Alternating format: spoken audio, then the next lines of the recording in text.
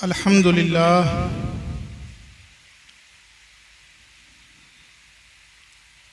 अल्हम्दुलिल्लाहिल्लज़ी अब्दअल अफ़लाक वल अरज़ीन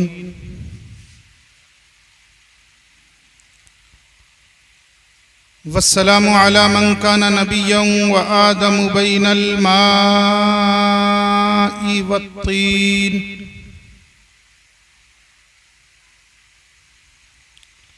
व अला आलिहि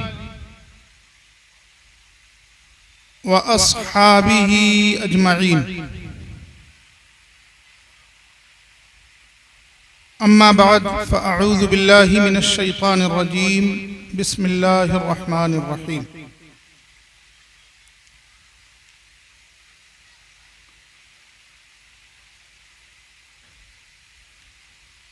मिनल मुअमिनीन रिजालुन सदक़ू मा आहादुल्लाह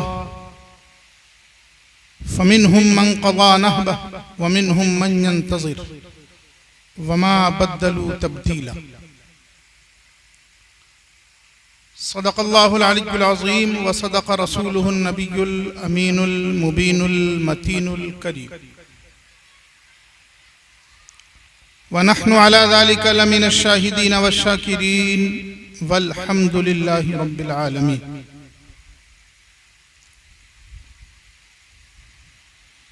या खुदा बहरे जनाबे मुस्तफ़ा इमदाद कुन, या रसूल अल्लाह अज़ बहरे खुदा इमदाद कुन।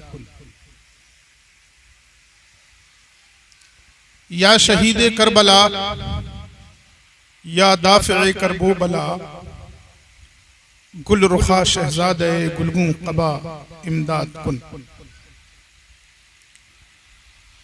गौसे आज़म बमने बेसरो सामा मददे,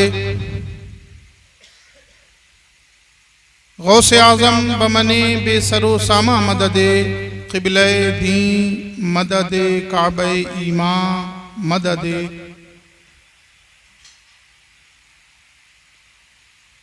बनवाज़ो सिफ़त बक़लंदर हक़ पे मनसिब अशरफ बू अहमद पे मुख्तार अशरफ मुर्शिद मन सरकरदा हामिदी मदद।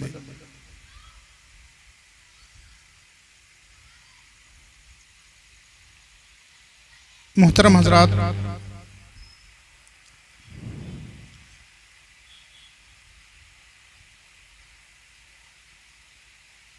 कुछ सुनने और सुनाने से कबल एक मर्तबा जी लगाकर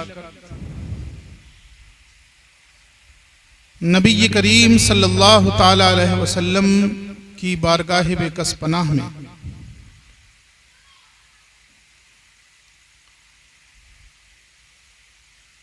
और आले नबी करीम सल्लल्लाहु अलैहि वसल्लम के दरबार में खुलूस कल्ब के साथ जी लगाकर दरूद पाक का नजराना पेश करें। पढ़िए अल्लाहुम्मा सल्लि अला सय्यिदिना व मौलाना मुहम्मद व अला आलि सय्यिदिना व मौलाना मुहम्मद कमा तुहिब्बु व तर्दा बि अन तुसल्ली अलैहि सलातन व सलामन अलैका या रसूल अल्लाह या हबीब अल्लाह या नबी अल्लाह। एक मर्तबा और बावाज़े बुलंद दरूद पाक पेश फरमा लें। पीछे वाले भी जरा पढ़ दें। अल्लाहुम्मा सल्लि अला सय्यिदिना व मौलाना मुहम्मद व अला आलि सय्यिदिना व मौलाना मुहम्मद कमा तुहिब्बु व तर्दा बि अन तुसल्ली अलैहि सलातन व सलामन अलैका या रसूल अल्लाह या हबीब अल्लाह या नबी अल्लाह। आज मुहर्रमुल हराम की 10वीं शब है।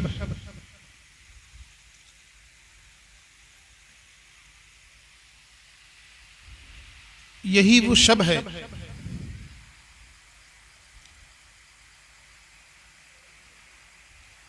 जो शब अहले बैत नबवी के लिए एक क़यामत बनकर आई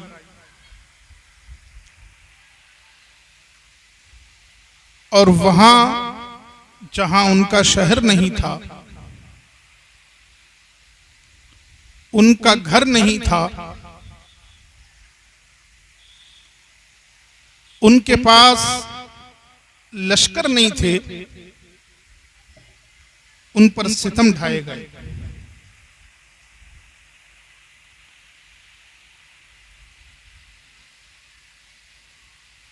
और आज ही की शब उस हादिसे का आगाज है जिस हादिसे को हम और आप करबला कहते हैं।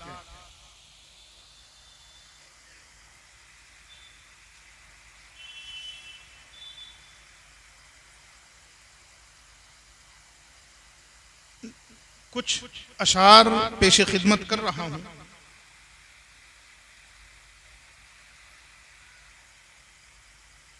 सुनने से पहले एक मर्तबा और बावाज़े बुलंद दरूद पढ़ दें।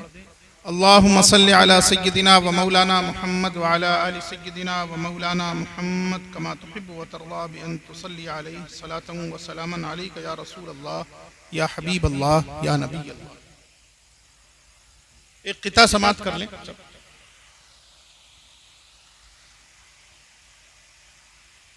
मुहर्रमों ने जो आंखों के सर दिए आंसू, मुहर्रमों ने जो आंखों के सर दिए आंसू। आप रोते नहीं, रोया क्यों?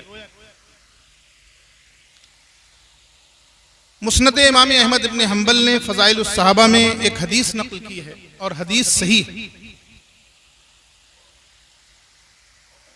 ये कहना इसलिए जरूरी है कि ये हदीस सही है कि लोग हदीस के नाम पर दूसरी बातों पर तो यकीन कर लेते हैं, लेकिन इन अहादीस को आप तक नहीं पहुंचाया जाता। हजरत इमाम आली मकाम से रिवायत है, हदीस में है, मन दमियात ऐनाहु फीना दमातन और दमातैन।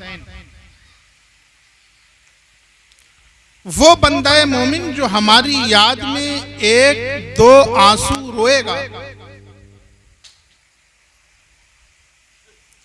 वो बंदा मोमिन जो हमारी याद में एक आंसू या दो आंसू रोएगा, इमाम अली मकाम फरमाते हैं अस्वाहुल्लाहुल जन्नह, अल्लाह ताला उसे बदले में जन्नतुल फिरदौस अता फरमाएगा। इसलिए रोया किया। बहरहाल मैं अर्ज ये कर रहा था, मुहर्रमों ने जो आंखों के सर दिए आंसू, मुहर्रमों ने जो आंखों के सर दिए आंसू, तमाम खुशियों के खाके में भर दिए आंसू, तमाम खुशियों के खाके में भर दिए आंसू।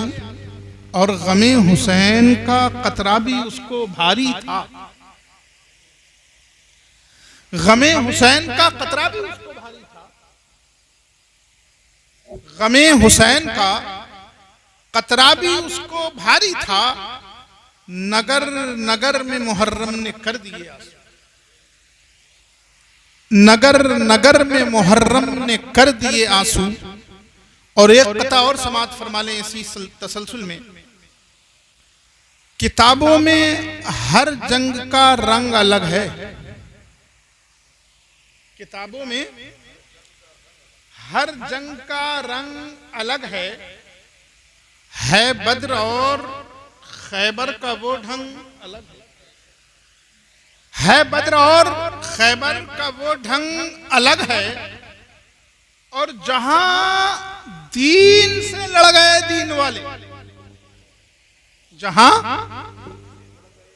दीन से लड़ गए दीन वाले, शरफ करबला की अजब जंग अलग, शरफ करबला की अजब जंग अलग है। अगर कोई मुझसे पूछे कि करबला की जंग की खासियत क्या है, करबला एक छोटी सी जंग थी, करबला में मुसलमान तैयार होकर नहीं गए थे। इससे पहले जंगें और भी हुई, जंगे बद्र हुई, जिसके लिए रसूल करीम सल्लल्लाहु ताला अलैहि वसल्लम ने फरमाया कि इसमें जो सहाबा शरीक हुए उनके सारे गुनाह, उनके बोल दो, उनके सारे गुनाह माफ। किसने फरमाया? उसने जो हमारा आपका महबूब है, उसने जो परवरदिगार का रसूल है, परवरदिगार की बात उसने हम तक पहुंचाई कि जो लोग जंगे बद्र में शरीक हुए हैं उनके सारे गुनाह माफ हैं, उनसे कुछ मत कहो। लेकिन मुसलमान जंगों में अगर किसी जंग की याद करता है तो उसको करबला कहते हैं। क्या कहते हैं? करबला।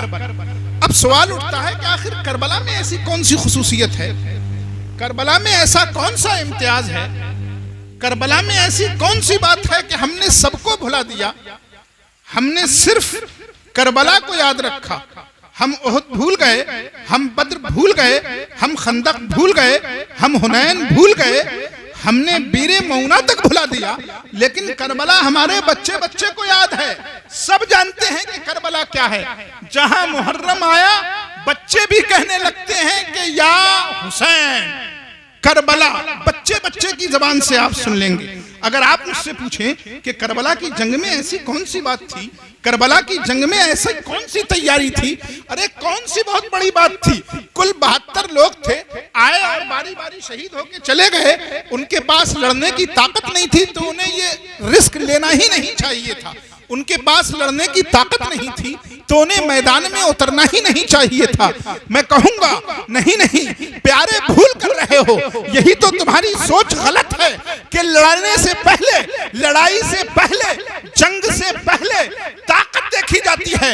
हुसैन ने ये बताया कि जब फैसले जरूरी हो जाए, जब हक की आवाज उठाना जरूरी हो जाए, जब अलम हक को सर निकू कर दिया जाए, जब मेरे नाना की बात को पहचानने वाला कोई न रहे और फैसला जरूरी हो, तुम्हारे सर ये जिम्मेदारी हो, तो फिर खबरदार तुम अपने हालात मत देखना, तैयारियां मत देखना, आलात मत देखना, जंगों के साजो सामान मत देखना, बल्कि खड़े होकर कह देना हम हुसैन के नाना के मानने वाले हैं, उनकी शरीयत पर आज नहीं आने। नारे तकबीर, नारे रिसालत, मैदान शुहदाए करबला, मैदान शहीद आज़म। तो करबला की खुसूसियत ये है, करबला का इम्तियाज ये है कि यहां दो लोगों में लड़ाई नहीं हुई थी जिनमें से दोनों कलमा पढ़ने वाले थे, दोनों दीन के मानने वाले थे। गौर से सुनिए मेरी बात, हो सकता है थोड़ा झटका लगे। ऐसा नहीं है, मौलाए कायनात ने और भी बहुत सी जंगें की। अल्लाह के रसूल सल्लल्लाहु ताला अलैहि वसल्लम ने मौलाए कायनात को पहले ही बशारत दे दी थी, अली मेरे बाद तुम खारजियों से जंग करोगे, मेरे बाद तुम उनसे जंग करोगे जो दीन से निकल चुके हैं, मेरे बाद तुम उन लोगों से जंग करोगे जो फला फला जगह रहते हैं।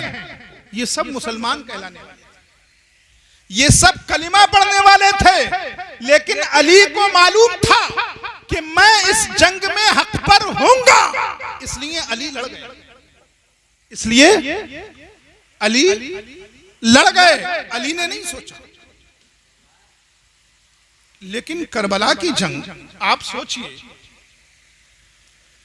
हम जिस पर जान निछावर करने का वादा करते हैं, जिस महबूब को हम अपनी जान से ज्यादा अजीज कहते हैं, जिस रसूल के पसीने पर हम अपने खून बहाने की बात करते हैं, हम बहुत जोश में नारे लगाते हैं कि अगर गुस्ताखे नबी है तो हम या तो अपनी जान दे देंगे या उसकी जान ले लेंगे। वो नबी जिसके लिए ये कहकर गया था, सुनो इसे मत छोड़ना, अगर इसे छोड़ दिया तो गुमराही पक्की, और अगर इसका दामन पकड़े रहे तो तुम्हें गुमराही हाथ भी नहीं लगा सकती। भूल गए? अल्लाह के रसूल ने फरमाया था मेरे बाद दो चीजें छोड़ रहा हूं, किताबुल्लाह व इतरती, इनको पकड़े रहना, जब तक तुम पकड़े रहोगे लन तदिल्लू अबदा, हरगिज हरगिज गुमराह नहीं हो सकते। वो दो चीजें कौन सी थी? एक कुरान था, एक अहले बैत थे। अहले बैत में कौन थे? अरे अगर तो फिर दुनिया का कोई आदमी अहले बैत में नहीं हो सकता। हुसैन वो पहला फर्द था जो अहले बैत का फर्द था। सरकार ने निशानदही कर दी थी, सरकार ने नामजद कर दिया था कि ऐ मेरे बात के आदमियों, ऐ मेरे बात के ईमान वालों, ऐ मेरे बात के उम्मतियों, सुनो और गौर से सुनो, हुसैन को मत छोड़ना, इसलिए कि ये दीन मानने वाला नहीं है, बल्कि ये तुम्हारे लिए दीन की हैसियत रखता है। इसीलिए हजरत ख्वाजा अजमेर फरमाते हैं, दीन हस्त हुसैन, दीन पना हस्त हुसैन। हुसैन को सिर्फ दीन मानने वाला मत समझना, बल्कि नबी की ज़बानी ये तुम्हारे लिए दीन है। दीन जहां दीन से लड़ गए, जहां दीन से लड़ गए दीन वाले, शरफ करबला की अजब जंग अलग। आप सोचिए, जिस जात के बारे में सरकार ने फरमा दिया था कि इसे मत छोड़ो, हालात कहां तक आ गए और हम कहां तक पहुंच गए। अब लोगों ने यहां तक कहना शुरू कर दिया कि साहब उन्होंने बगावत की ही क्यों थी, जैसे बाकी साहबा ने बैत कर ली थी वो भी कर ली। देख रहे हैं आप, जब आदमी की खोपड़ी घूमती है तो फिर वो खोपड़ी रहती नहीं, खो पड़ी, कहीं पड़ी है खोने के बाद। वो जिसको सरकार ने हिदायत का आलम बनाया था, वो जिसको रसूल ने हिदायत की निशानदही करने के लिए गाड़ा था, सुनो, इनको पकड़े रहना, इनसे अलग मत होना। अगर इनसे अलग हो गए तो गुमराही, और अगर इन्हें पकड़े रहे तो फिर गुमराही आ नहीं सकती। और फरमाया लन यतफर्रका, ये दोनों ऐसे हैं कि एक दूसरे से अलग नहीं। क्या फरमाया? ये दोनों एक दूसरे से अलग नहीं हो सकते। अब आप बताइए, अल्लाह के रसूल सल्लल्लाहु ताला अलैहि वसल्लम क़यामत तक आने वाली उम्मत के लिए बता रहे हैं। अभी तो दो ही पीढ़ी गुजरी, कितने दिन हुए थे? सन 61 हिजरी का वाकया। कितने का? सन 61 हिजरी। यानी रसूल को पर्दा किए हुए मुश्किल से 40 साल हुए। 40 साल के अंदर हम ईमान वाले ये भूल गए कि नबी ने हमारे लिए किसे हिदायत बनाया। आप गौर कीजिए, हुसैन सिर्फ मुस्लिम नहीं, सिर्फ मोमिन नहीं, बल्कि मोमिनों के लिए निशाने हिदायत है, निशाने हिदायत है। इसके बावजूद इन लोगों ने इतनी हिम्मत की कि हुसैन से लड़ गए। कितनी बड़ी बात हो जाती है।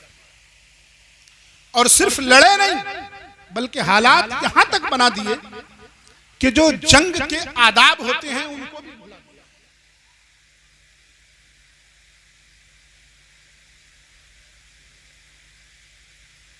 जंग के आदाब, इंसानियत, सब को छोड़ दिया। इस बारे में सिर्फ हुसैन का खून चाहिए। आप सोचिए, कुछ देर के लिए सोचिए, वो कैसा कलमा पढ़ने वाले थे, वो कैसी नबी की मोहब्बत का दम भरने वाले थे कि एक तरफ नबी का कलिमा पढ़ते थे और दूसरी तरफ ये सब भी करते थे।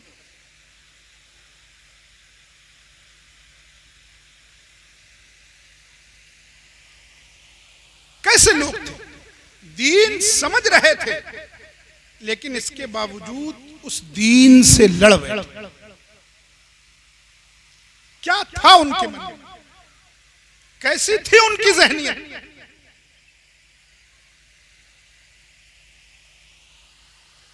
हजरत हुर को समझते हैं ना? हजरत हुर का नाम सुना है कभी? हुर का, ये वो शख्सियत है जो इमाम अली मकाम के काफिले को करबला पहुंचने से पहले ही, जिनको इसलिए मुतय्यन किया गया था कि आप उस काफिले को लेकर किसी भी तरह करबला तक पहुंचाइए। किस लिए मुतय्यन किया था? कि इस काफिले को लेकर आप किसी भी तरह करबला तक आइए। हजरत हुर गए, काफिले को करबला तक लेकर आए, लेकिन उस वक्त तक वो ये नहीं समझ रहे थे कि नीयतें खराब है। वो ये नहीं समझ रहे थे कि जालिम हुसैन के खून के प्यासे हैं। गए, इमाम अली मकाम के पास पहुंचे और बताया कि मुझे उस इब्ने ज़ियाद ने आपके पास इसलिए भेजा है कि मैं आपको लेकर कूफा तक। हजरत इमाम अली मकाम ने हजरत हुर से कहा कि हम कूफा जाना ही नहीं चाहते। अगर इब्ने ज़ियाद को खल रहा है, अगर यजीद को उसकी हुकूमत का खौफ सता रहा है, तो हम यहीं से पलटे जाते हैं। हम खुद से नहीं आए थे, हमें तुमने भेजा, हमें तुमने बुलाया था। वो खत हजरत इमाम अली मकाम ने निकाल कर दिखाए। अल बिदाया वन निहाया में इब्ने कसीर ने लिखा, 2 मटका खत थे। इमाम अली मकाम ने कहा ये खत तुमने भेजे, हमने नहीं, तुमने बुलाया था तो आए। अगर इतना खल रहा है, अपनी हुकूमत को इतना खतरा सता रहा है, तो हम चले जाते हैं जाने। हुर ने कहा नहीं, अब तो ये नहीं हो सकता, इसलिए कि मुझे भेजा ही इसलिए गया है कि मैं आपको लेकर करबला तक चला। इमाम अली मकाम ने फरमाया, हुर तेरी मां तुझे रोए, तू ये बता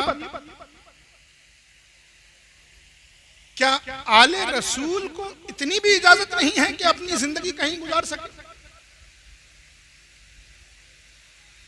हुर को थोड़ा तैश आया। कहा इमाम आप कह रहे हो, अगर कोई और कहता तो नहीं बख्शता। मैं मां के जवाब में आपकी मां का नाम नहीं ला सकता, इसलिए कि आपकी मां फातिमा है, आपकी मां मेरे रसूल की शहजादी है। इस अदब ने हुर को बचा लिया, इस अदब ने हुर को बचा लिया, और अंजाम हुर का वो नहीं हुआ जो यजीदियों का होना है। हुर ने कहा नहीं, इमाम अली मकाम बात यह है कि मुझे इसी काम के लिए भेजा गया, अगर मैंने ये काम नहीं किया तो मेरी जान की खैर नहीं। इमाम अली मकाम कहते हैं ठीक, चलो चलते। इधर जब मक्का शरीफ से रवानगी हुई थी, तो कैस बिन मुसिर नाम के एक शख्स को अल्लाह हजरत इमाम अली मकाम ने अपना कासिद बनाकर कूफा में भेजा था कि तुम हमसे पहले चले जाओ और वहां जाकर ये इत्तला कर दो कि हुसैन आ रहे हैं।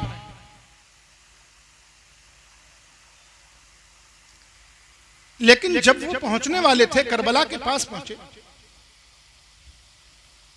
उस वक्त तक यहां के हालात बदल चुके थे। वो लोग जिन्होंने खुतूत भेजे थे, उनका बयान है कि भेजे हमने थे, लेकिन हम क्या कर सकते थे। इब्ने ज़ियाद ने उस वक्त तक पहरे बैठा रखे थे।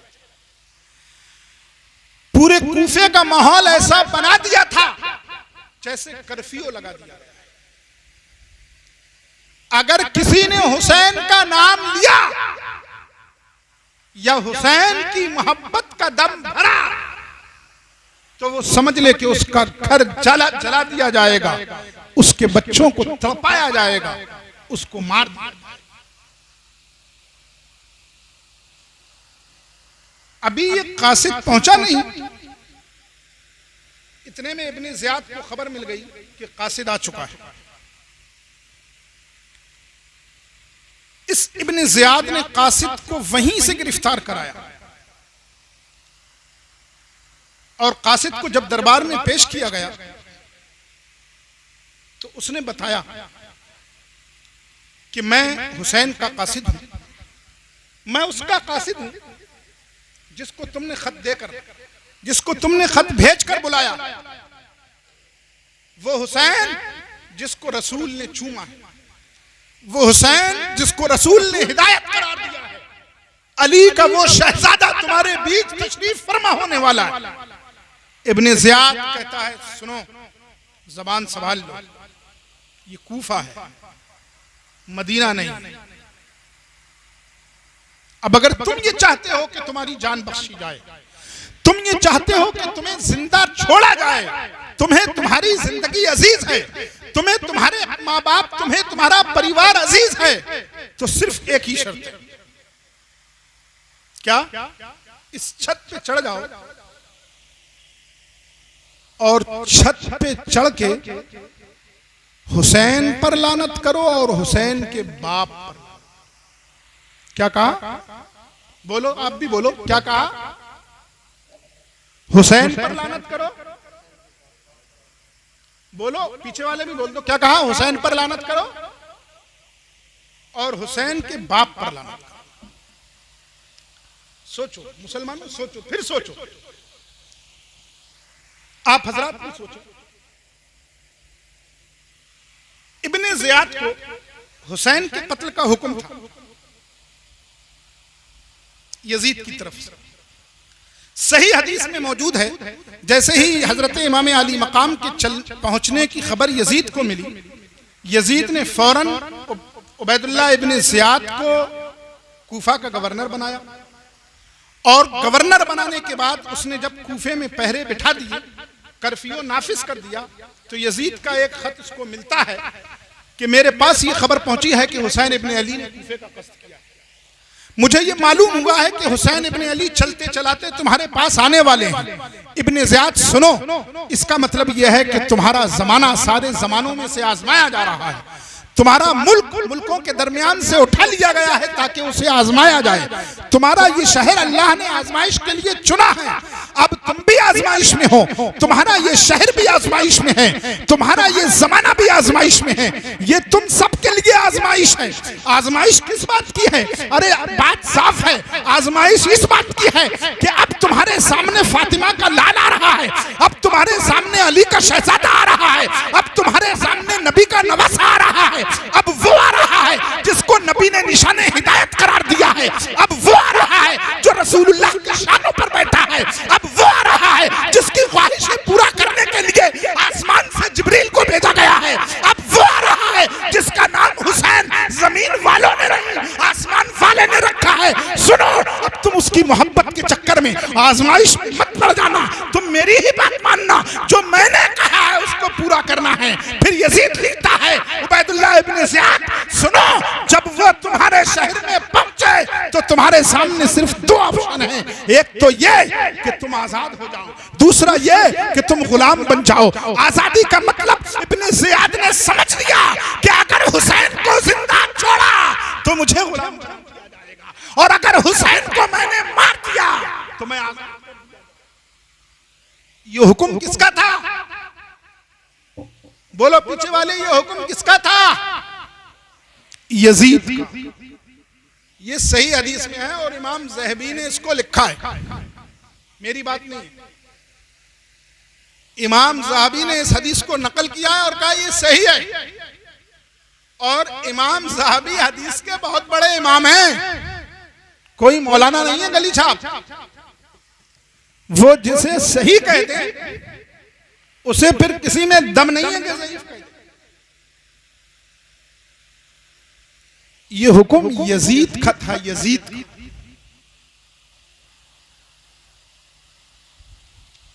इब्ने ज़ियाद कैस इब्ने मुसिर से कहता है, अब सिर्फ एक ही रास्ता है, सिर्फ एक ऑप्शन है, तुम अपनी जान बचा सकते हो। कहा क्या? कहा तुम्हें मालूम नहीं है कि यजीद ने सख्ती बरतने का हुक्म दिया है? तुम्हें मालूम नहीं है कि यजीद ने कहा है कि जब तक हुसैन यजीद की बैत न कर ले तब तक न छोड़ा जाए? बोला इस छत पे चढ़ जाओ और लानत करो किस पर? बोलो किस पर? हुसैन पर और हुसैन के बाप पर। सोचो, बस थोड़ा सा रुको और सोचो। हुसैन के खून के प्यासे थे, हुसैन की जिंदगी बुरी लग रही थी, हुसैन उनकी हुकूमत का खतरा थे। हुसैन पर लानत करना तो समझ में आया, हुसैन के बाप कहां से बीच में आ गए। जिस आदमी का इंतकाल हो चुका, जो दुनिया से जा चुका, वो तो अब किसी हुकूमत का खतरा नहीं या है? बताओ, वो किसी की हुकूमत छीन सकता है? वो तो चला गया। हुसैन पर और हुसैन के बाप अली पर लानत करना है। कैस इब्ने मुसिर को एक छत पर चढ़ाया जाता है। सुन्नी मुसलमानों जो अहले बैत से मोहब्बत का दम भरते हो, अपनी उस मोहब्बत पर कायम रहो और इस मंजर को मुलाहाजा करो।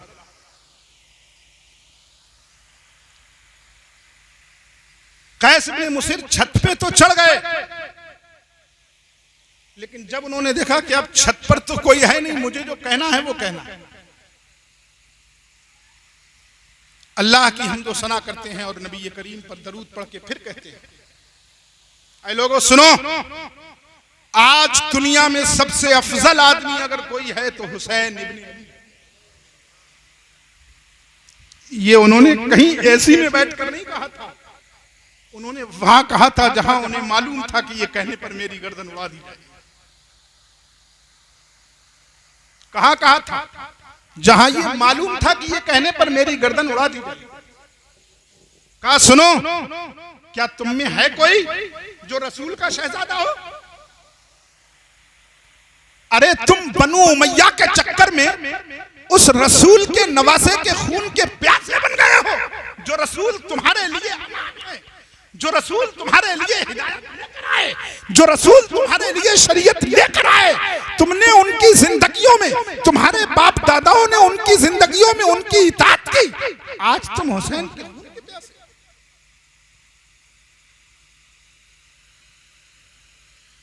कहा सुनो, अगर अमान आखिरत का चाहते हो तो हुसैन की बात मान लो।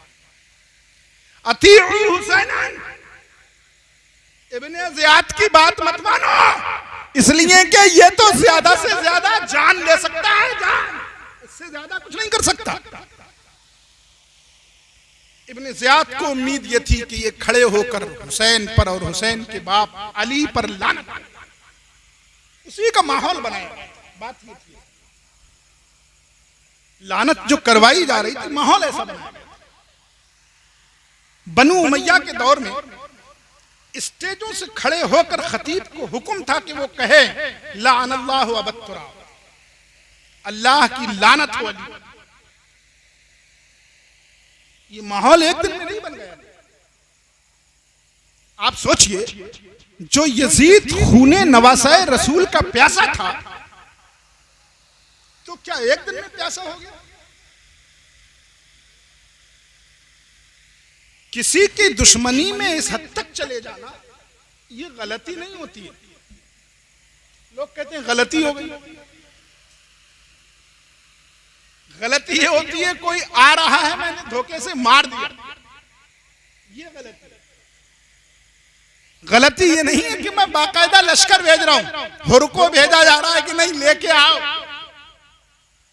ये गलती थोड़ी है। इसको प्लानिंग कहते हैं, इसको साजिश कहते हैं। उर्दू में क्या कहते हैं? साजिश। और साजिश एकदम नहीं बनती, साजिश के लिए माहौल बरसों बनाना पड़ता है।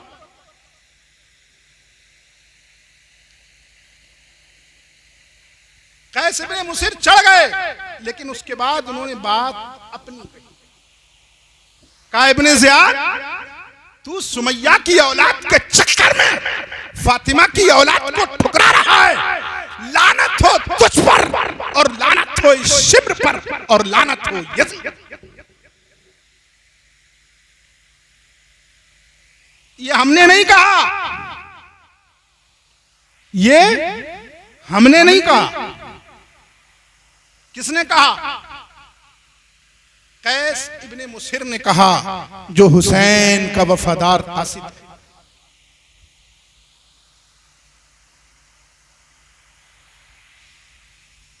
क्या कहा?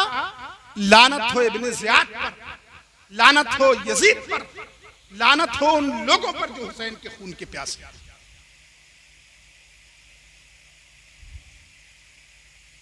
आज कहा जाता है कि लानत मत भेजिए।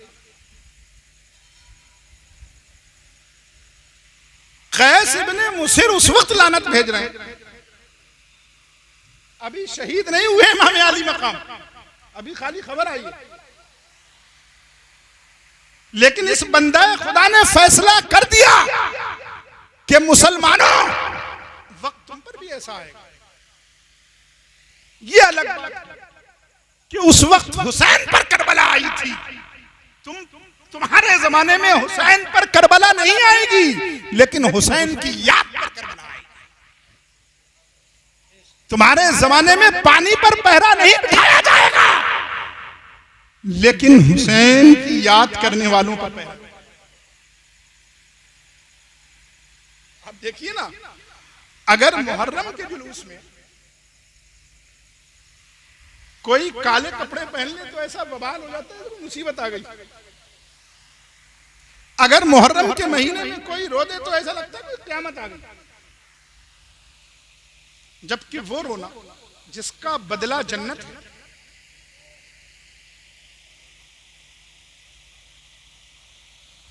ऐ मोमिनो हदीस है और वो भी मुस्तनद। ऐ मोमिनो हदीस है और वो भी मुस्तनद। आंसू गमे रसूल के जन्नत की हैं। आंसू गमे रसूल के जन्नत की हैं सनद। तो इन आंसुओं को कम मत समझो। बहरहाल हजरत हुर्र ने अपना फरीजा निभाया और उस वक्त तक निभाते रहे जब तक उन्हें यह नहीं मालूम हुआ कि ये जालिम खूने हुसैन के प्यासे। जब उन्हें यह मालूम हो गया तो उन्होंने बगैर किसी ताखीर के फौरन अपना पाला बदल लिया। बहुत लालच दी उमर इब्ने साद। कहा हुर्र मान जाओ, कहा नहीं मानता। कहा क्या कर रहे हो, दिखते दिखाते अपनी जान दे रहे हो। कहा कोई बात नहीं, तुम मौत से मुझे डरा रहे हो, खुदा की कसम मुझे ये मौत तुम्हारे दरमियान जिंदा रहने से कहीं बेहतर नजर आता है। मैं इस मौत से मोहब्बत करता हूं, लेकिन उस दुनिया से मोहब्बत नहीं करता जिस दुनिया में नवासा रसूल की मोहब्बत खत्म हो जाए।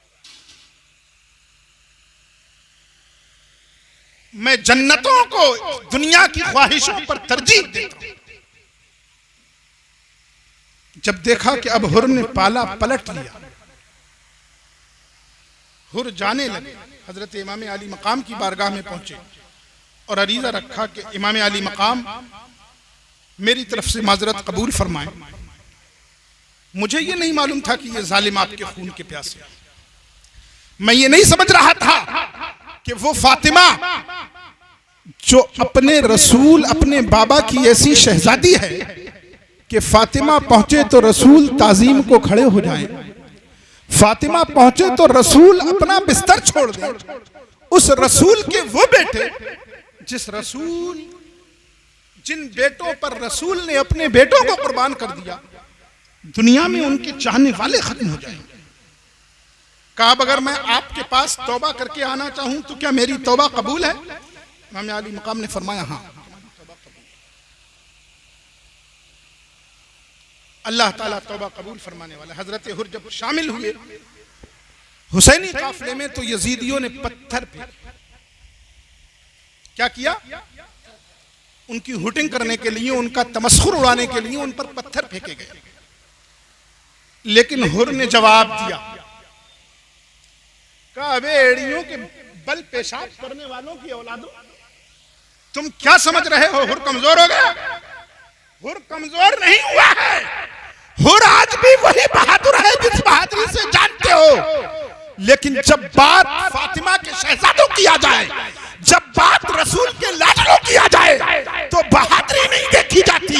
एक तरफ सारी दुनिया, एक तरफ इमाम अली मकाम। अब बताओ, मैंने इमाम का दर चुन लिया, तुमसे जो कर सकना है। ये थे हजरत हुर्र जो आखिर वक्त में उस खेमे से इस खेमे, उस वक्त जबकि करबला तक काफिला पहुंच गया। बहरहाल ये जंग, ये दास्तान बहुत तवील है, जाहिर है इतने कम वक्त में पूरी बयान नहीं की जा सकती। हजरत इमाम अली मकाम ने जब कैस इब्न मुसिर की खबर सुनी तो वही आयत तिलावत की जो मैंने आपके सामने तिलावत की। मिनल मुमिनीन रिजालुन सदक़ू मा अहदुल्लाह, मोमिनों में कुछ बंदे वो हैं जिन्होंने सच कर दिखाया वो जो उन्होंने अल्लाह से वादा किया था। फमिनहुम मन क़दा नहबह, कुछ वो हैं जो अपना टारगेट हासिल कर चुके, वमिनहुम मन यंतज़िर, और कुछ वो हैं जो इंतजार कर रहे हैं। कुछ वो हैं जो इंतजार में हैं। देख रहे, ये मत समझना कि धोखे से फंस गए थे। इन्होंने जुल्म किया, इन्होंने बेसहारा छोड़ा, इन्होंने पानी बंद किया, ये सब इनके जुल्म हैं। हम इनको याद करेंगे, इनको बख्शेंगे नहीं। हम लानत भेजते हैं उन तमाम हुक्मरानों पर जिन्होंने हुसैन के ऊपर पानी बंद किया था। हम लानत भेजते हैं उन तमाम हुक्मरानों पर जो हुसैन के खून के प्यासे बन चुके थे। ये अलग बात है कि उनका बेसहारा होना ये सिर्फ जाहिरी तौर पर, ये बातिनी तौर पर नहीं, ये सिर्फ जाहिरी तौर पर था। ये इसलिए था कि दुनिया वालों को ये दिखाया जाए कि जो अल्लाह के महबूब होते हैं उन्हें किन मंजिलों से गुजरना पड़ता है। लेकिन इसकी वजह से यजीद को माफ नहीं किया जा सकता, यजीद को क्लीन चिट नहीं दी जा सकती, इब्ने ज़ियाद का शुमार सहाबियों में नहीं किया जा सकता, उसका शुमार रावियों में नहीं किया जा सकता। इब्ने ज़ियाद बदनिहाद है, बदनिहाद रहेगा। इब्ने ज़ियाद बानिए फसाद है, बानिए फसाद रहेगा। उसे कोई नहीं खत्म कर सकता। इमाम अली मकाम आयत में बता रहे हैं कि सुनो, वो जहां पहुंच चुका हम लोग भी वहीं पहुंचने वाले हैं। वमिनहुम मन यंतज़िर, कुछ वो हैं जो इंतजार कर रहे हैं, हम इंतजार। इस ताल्लुक से तारीख की किताबों में कई वाक़े मनकूल हैं इस सफर के, लेकिन चूंकि वक्त कम है मैं बहुत जल्दी पहुंचना चाहता हूं आज की शब तक। मुहर्रम की 9 तारीख थी, शाम के वक्त जब सारी गुफ्तगू मुकम्मल हो गई, 2 मुहर्रमुल हराम जुमरात के दिन इमाम अली मकाम का काफिला करबला पहुंच गया था। कब पहुंचा था? 2 मुहर्रमुल हराम जुमरात के दिन। 7 दिन तक ये गुफ्तगू चलती रही। इस बीच जो खत इब्ने ज़ियाद की तरफ से आता था उसमें यही होता था, हुसैन और हुसैन के हमराहियों पर सख्ती की जाए, ये जहां जाएं इन्हें ऐसी जगह उतारो कि आसपास पानी ना। और हद ये हुई कि 7 मुहर्रमुल हराम को उमर इब्ने साद ने पानी पर पहरा बैठा।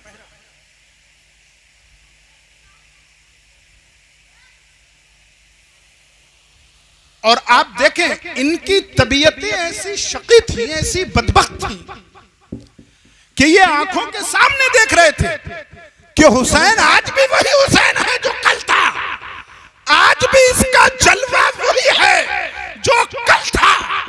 जब पानी पर पहरा बिठाया गया और एक शख्स ने आगे बढ़कर कहा कि आज के बाद हुसैन तेरे काफिले वालों को पानी नहीं मिलेगा, हुसैन ने कहा दुश्मन तू प्यासा मरेगा, प्यासा। तारीख गवाह है, तारीख की किताबों में ये बात लिखी है, अल्लामा तबरी ने कामिल में लिखी है, इब्ने कसीर ने अल बिदाया व निहाया में लिखी है कि वो मुर्तद, वो मुशरिक, वो काफिर, वो बदनिहाद जो बज़ाहिर कलमा को था लेकिन उसके दिल से रसूल की मोहब्बत निकल चुकी थी। और हम सुन्नियों का मानना यह है कि जिसके दिल में रसूल की मोहब्बत है वही। जैसे ही इमाम अली मकाम ने बद्दुआ की, वो प्यास के लिए तड़पता रहा, उसकी प्यास ना बुझी, यहां तक कि सबके सामने रब ने उसकी मौत वही ना। अब कोई कह सकता है कि धोखा हो गया? कोई कह सकता है कि गलती हो गई? नहीं नहीं, ये गलती नहीं थी। गलती कैसे? बहरहाल आज की शब में जब असर के बाद उमर इब्न साद ने हुक्म दिया अपनी फौज को कि अब तुम लोग दौड़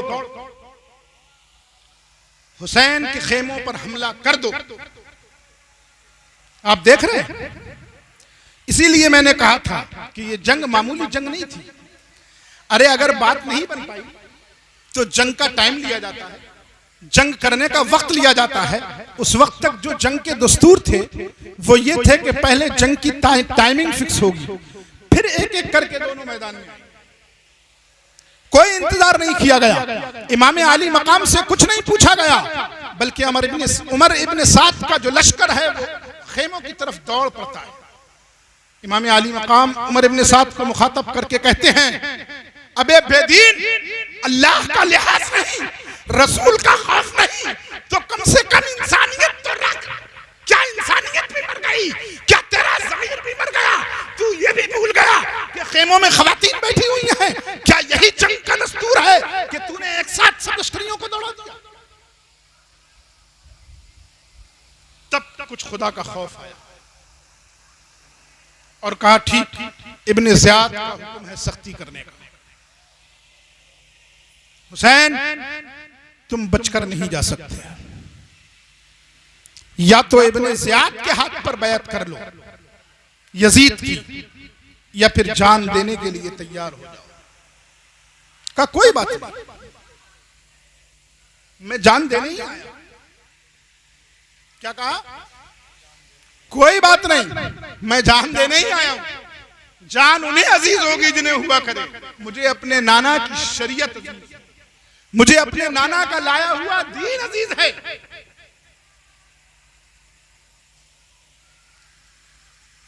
लेकिन मुझे एक रात का मौका दे, मैं अपने घर वालों से,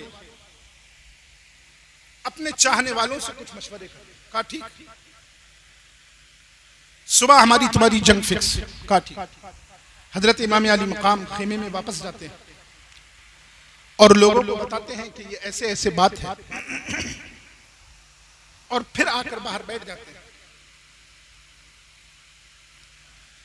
इमाम अली मकाम सोच रहे हैं कि इस दश्ते गुर्बत में, जहां मेरा कोई साथ देने वाला नहीं है, जहां मेरी सी कहने वाला कोई नहीं है, इनका आलम तो यह है कि इस्लाम तो इस्लाम इनके दिलों से इंसानियत तक मर चुकी है, इनके दिलों में शराफत खत्म हो चुकी है।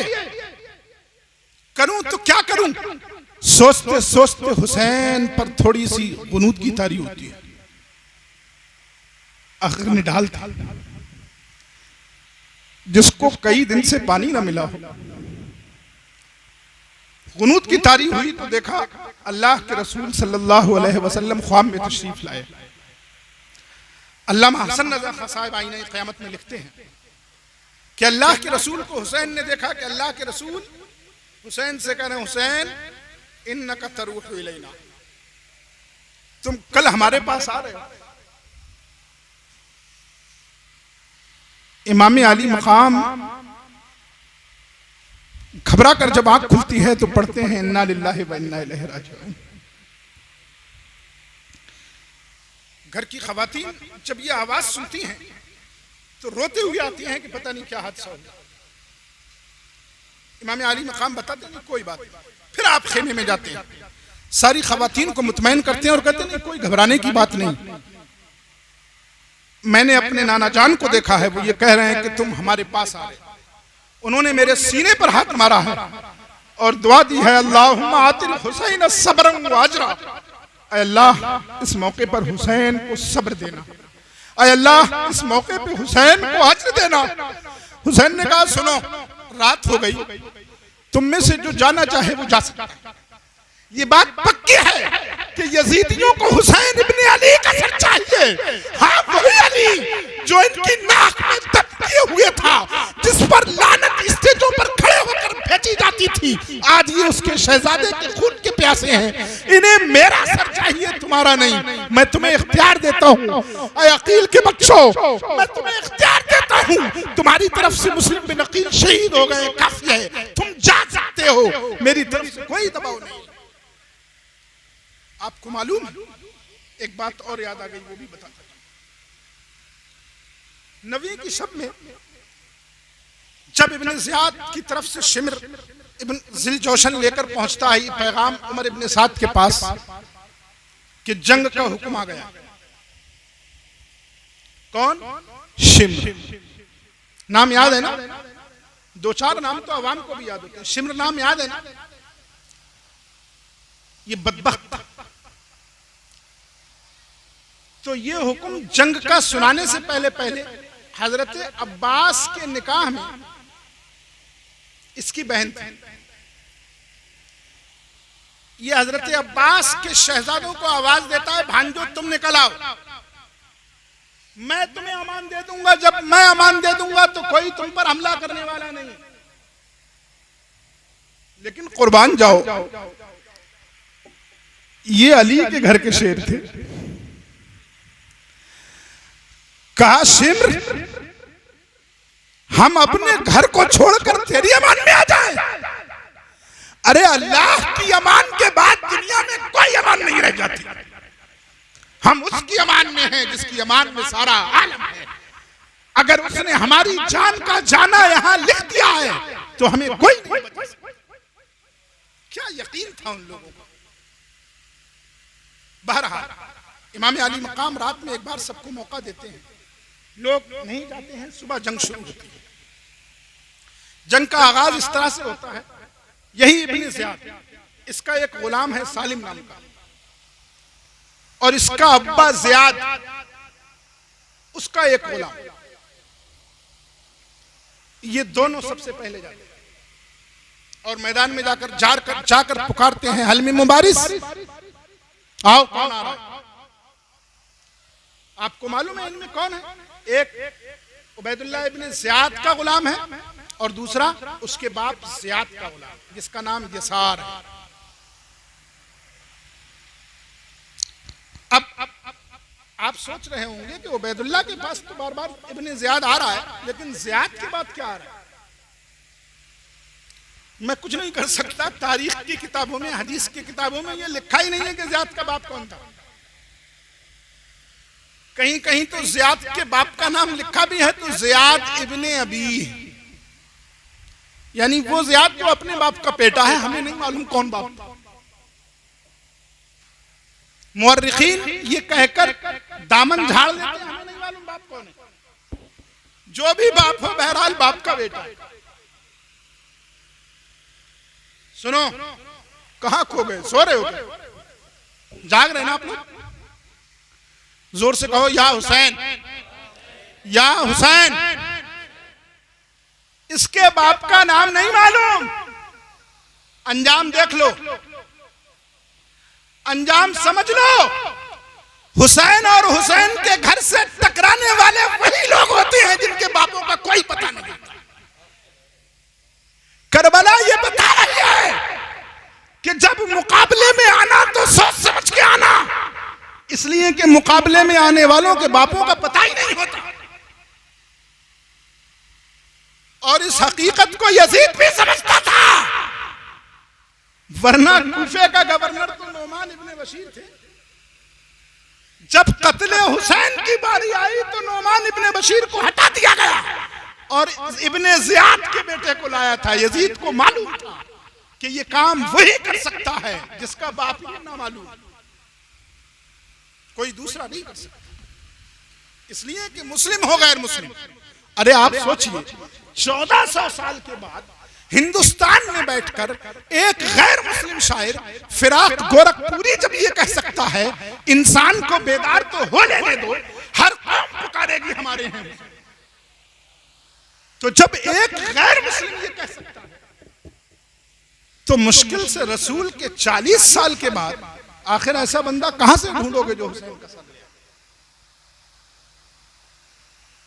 वही मिलेगा जिसकी असल में गड़बड़ी। कौन मिलेगा? जिसकी, बोलो बोलो, जिसकी असल में गड़बड़ी हो। बाहर दिन निकलता है तो ये दोनों सामने आते हैं। अल्लाह के रसूल सल्लल्लाहु ताला अलैहि वसल्लम का नवासा उधर से हजरत अब्दुल्ला इब्ने उमैर को भेजता है। ये वो सहाबी हैं जो कूफे ही में रहते थे। इनकी बीवी को जब ये मालूम हुआ कि आज फातिमा का शहजादा, अली का लाडला, रसूल का नवासा आज करबला के मैदान में आया हुआ है और इन जालिमों ने उस पर खून के प्यासे हैं, पानी पर पहरा बिठा रखा है, आज फातिमा के लाडलों पर वक्त है, आज अगर उनकी जिंदगी नहीं है तो मेरी जिंदगी किस काम की? वो फूलों की सीट पर सोने वाले अगर करबला की रेत पर सो रहे हैं तो फिर मैं बिस्तर पर क्यों सोऊं? उठती है और अपने शौहर को उठाती है और चल देती है। यजीदी रोकते हैं मगर नहीं रुकती। हजरत इमाम अली मकाम से कहती है हम दोनों आप पर अपनी जान निछावर करने के लिए। जोश शहादत का आलम ये था कि जैसे ही सामने से आवाज आई हजरत अब्दुल्ला निकलकर घर के बाहर आ गए। कहा बोलो लाओ भेजो कौन है। जालिमों ने देखा कि ये तो यहीं का आदमी। कहा तुम, हम तुम्हें नहीं जानते, अब्बास को भेजो, कासिम को भेजो। कहा सुन, वो तो बाद में आएंगे, पहले मुझसे निपट। अभी बातें चल रही थी, इतने में हजरत अब्दुल्ला ने तलवार मारी, सर साफ, सालिम का सर उड़ गया। यसार ने देखा कि इसने तो सर उड़ा दिया, उसने जो तलवार मारी हजरत अब्दुल्ला ने अपने एक हाथ से रोकी, उंगलियां कट गईं, तलवार दूसरे हाथ में ली और फिर उसके सर पर मारी, उसका भी सर साफ। कहा तुम उन शेरों की बात करते हो, भेजो किसे भेज रहे, पहले मेरे सामने आओ। लड़ते लड़ते जब शहीद होने लगे, अंदर से इनकी ज़ौजा मुतहरा निकल कर आई। कहा मैं भी अपने शौहर के साथ शहीद होना चाहती हूँ। उसने कहा नहीं बीबी नहीं, हमारे रसूल की शरीयत में जिहाद औरतों पर फर्ज नहीं, तुम इन खवातीन के साथ रहो, तुम्हें बाहर नहीं जाना। ये थे वो पहले शख्स जो इमाम अली मकाम की तरफ से शहीद। हम सलाम करते हैं उनको और उनकी उस पाक बीवी को जिसने शहादत का ये जज्बा रखा। हम लानत भेजते हैं उन लोगों पर जिन्होंने इस करबला की जंग को कायम किया। बहरहाल इसके बाद इमाम अली मकाम की तरफ से हुक्म होता है कि सुनो, वक्त हो गया है जुमे का। जुमे की 10 मुहर्रम, कितने दिन जुमे का था, फरमाया जोहर का वक्त हो गया है, ऐसा करें हम जोहर पढ़ लें। कहा ठीक। अब देख रहे हैं ज़हनियत, मैं सिर्फ दिखाना ये चाह रहा हूं आज की गुफ्तगू में कि 40 साल में लोग कितने बदल गए थे। इमाम अली मकाम ने जब कहा हम जुमा पढ़ जोहर पढ़ लेते हैं तो एक कूफी कहता है अल्लाह ताला तुम्हारी नमाज तो वैसे ही कबूल नहीं करेगा। देख रहे हो, इन नाहंजारों को ये नहीं मालूम था कि अरे जिस पर नमाज में दरूद भेजा जाता है, जब उसी की नमाज कबूल नहीं होगी तो फिर दुनिया के ऊपर कौन सा ऐसा शख्स है जिसकी नमाज कबूल हो जाएगी। हबीब इब्ने मिथर कहते हैं सुन, तेरे दादा एड़ियों पर मूतते थे, आज बात करने आया है। अरे तुम्हें पेशाब करने का शऊर इसी के नारा ने दिया है और तुम कह रहे हो इनकी नमाज कबूल नहीं होगी। इनकी अगर कबूल नहीं होगी तो ये जमीन पर किसी की नमाज कबूल नहीं होगी। अपनी नमाज की सोचो, हमारी नमाज की मत सोचो। बहरहाल नमाज जुमा होती है, उसके बाद लोग लड़ना शुरू करते हैं, यके बाद दीगरे लड़ते रहते हैं। जाहिर है ये सब मुसाफिर थे, इन्होंने जोहर पढ़ी, इसीलिए तारीख की किताबों में ज्यादातर जोहर का लफ्ज। लड़ाई शुरू हो जाती है, लड़ते रहते हैं, आहिस्ता आहिस्ता आहिस्ता आहिस्ता लोग शहीद होते रहते हैं। जब तक उम्मत मोहम्मदिया के वो अफराद मौजूद रहे जो आले रसूल पर जान निछावर करने वाले थे, उन्होंने उस घराने के एक शहजादे को भी बाहर नहीं आने दिया। कहा नहीं, जब तक हम आए आप पर आंच नहीं आए। इमाम अली मकाम खेमों के बाहर टहल रहे हैं, लड़ाई जारी है, जंग हो रही है। एक एक एक एक करके जब सब शहीद हो जाते हैं तब खानदान के अफराद का नंबर आता है। अब कौन जाए? हजरत अली अकबर आए, मैं जाता हूं, बाबा जान मुझे जाने दीजिए। कहा ठीक। हजरत अली अकबर जवान, तंदुरुस्त, खूबसूरत, जब निकलकर सामने आए तो आपने एक छोटा सा खुतबा दिया, लेकिन काफिरों की समझ में कुछ नहीं आया। कहा सिर्फ जंग। कहा ठीक। आपने जब शुरू किया तो जिस तरफ को आप निकल गए, पहले तो भेजते रहे एक एक करके, आप गर्दन साफ करते रहे। उमर इब्ने साद बोला, अबे नामर्दों की फौजो, अभी तो ये बेटा है बेटा, जब इसके आगे भाग रहे हो तो हुसैन से क्या करोगे? तुम नामर्द हो गए क्या? तुम नामर्द हो गए क्या? लेकिन अली अकबर की बहादुरी का आलम यह था, आप यकीन जानिए, 3 दिन का प्यासा आदमी कितना भी बहादुर हो, कितना निढाल हो गया हो, लेकिन तारीखें कहती हैं कि बाद में आलम यह हो गया कि उन्होंने भेजना छोड़ दिया। और अली अकबर के जोश शहादत का आलम यह था कि अली अकबर ने बढ़कर कत्ल करना शुरू कर दिया। जिस तरफ निकल जाए उस तरफ कातिल मकतूलों के ढेर लग जाए। इब्ने कसीर कहते हैं कितने कत्ल हुए ये क्या बताएं, इसलिए कि गिनती उस वक्त होती है जब कम हो, जब ज्यादा हो जाए तो फिर गिनती नहीं। अब यजीदियों ने देखा कि ये तो एक अजीब समा है, अरे मोहम्मदी घराने के एक शेर की ताकत का ये आलम है, तो अभी तो इस घराने के बहुत से शहजादे मौजूद हैं, अभी तो बहुत लोग मौजूद हैं, क्या करेंगे, क्या होगा? तो सब तरफ से इमाम अली अकबर पर दौड़ पड़ते हैं और हमला करते हैं। इमाम अली अकबर के शहीद होने के बाद फिर जंग का दस्तूर ही बदल दिया। देख रहे हो, अब जंग अपने दस्तूर से नहीं हो रही है। अब ऐसा नहीं है कि मैदान में एक आएगा उससे एक लड़ेगा। कहा ऐसे अगर लड़ोगे तो ये घराना ही काफी है पूरे यजीदियों के लिए। अरे इनकी ताकत का ये आलम है कि 3 दिन के प्यासे होने के बाद भी अली अकबर ने अच्छे अच्छे पानी उड़ा दिए। फिर मशवरा किया क्या होना चाहिए, कहा उसूल ही खत्म करो। मतलब ये कि इंसानियत की जो थोड़ी बहुत रमक है तुम्हारे अंदर उसको भी दफना दो। अब एक साथ जब एक साथ टूटे तब फिर उसमें कई शहजादे बारी बारी बारी बारी चले। हजरत इमाम अली मकाम पर जब हमला किया तो हजरत कासिम बढ़े। हजरत कासिम ने बढ़कर उस हमला करने वाले के जो तलवार मारी तो उसका सर बहुत दूर जाकर गिरा। लोग देखते रह गए कौन है।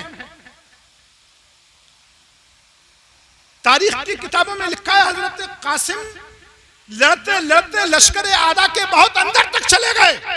वो समझ रहे थे कि हम एक साथ टूट पड़ेंगे तो गालिब आ जाएंगे, लेकिन इन शेरों ने वो कमाल कर दिखाया। हजरत कासिम ने जब देखा कि एक साथ टूट पड़े तो उस लश्कर के बीच में घुस पड़े और जहां तक हाथ चला हाथ चलाते रहे, तलवार चलती रही। इनकी तलवारें क्या थी, जैसे फरिश्तों का हुक्म हो रहा हो, तलवार उठती है, फरिश्ते हुक्म करते हैं और गर्दन कलम हो जाती है।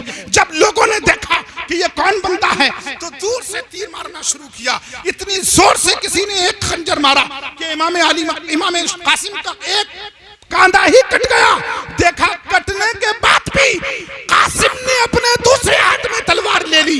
खिंचड़ रहे हैं लेकिन तलवार बराबर चल रही है। उमर इब्ने साद चीखता है, अबे नामर्दों तुम क्या कर रहे हो? जब देखते हैं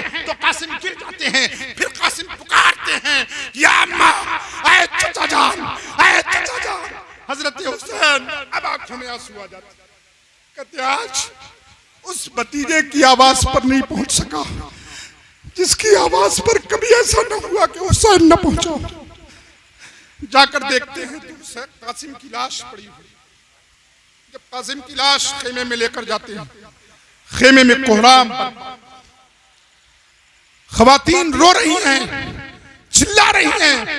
वो शहजादियां जिनके लिए जिब्रील को हुक्म हुआ करता था, आज अपनी आजमाइश की घड़ी में इमाम अली मकाम घबराए नहीं, कासिम को अली अकबर के बराबर में लिटा देते हैं और फिर खुद निकलते हैं। अब इमाम अली मकाम का जब नंबर आता है, हजरत ज़ैनब सिसकती हैं और रोती हैं, ऐ इमाम हम लोगों को किसके सहारे पर छोड़कर जा रहे हैं, हमारा क्या होगा। अब आखिरी सहारा, आखिरी उम्मीद की डोर है, आखिरी उम्मीद है। अब जब उसने कपड़े पहने हैं तो सबके बदनों पर कपकपी धारी, लरस रहे हैं, चीखें निकल रही हैं। हमारा वो सहारा जा रहा है जिस सहारे को हमने सहारा समझा था, जिस सहारे को रसूल ने सहारा समझाया था। इमाम ज़ैनुल आबिदीन कहते हैं क्या हम हक पर नहीं है।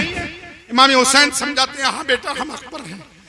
मरने से कोई हक वाला ना हक नहीं हो जाता, कसरत से कोई हक वाला ना हक नहीं हो जाता।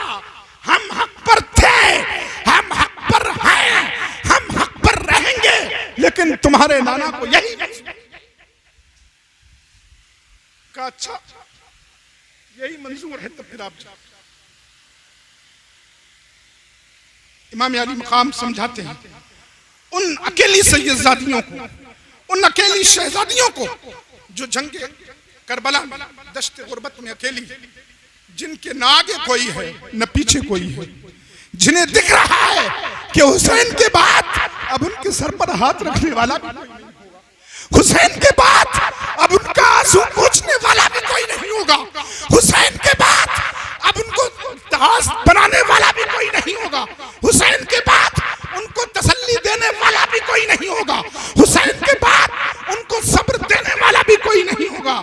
जब सुनती हैं कि नाना की रजा इसी में है तो अपनी लंबे लंबे आंसुओं के साथ कहती हैं ठीक आप जाइए। इमाम अली मकाम बाहर तशरीफ लाते हैं।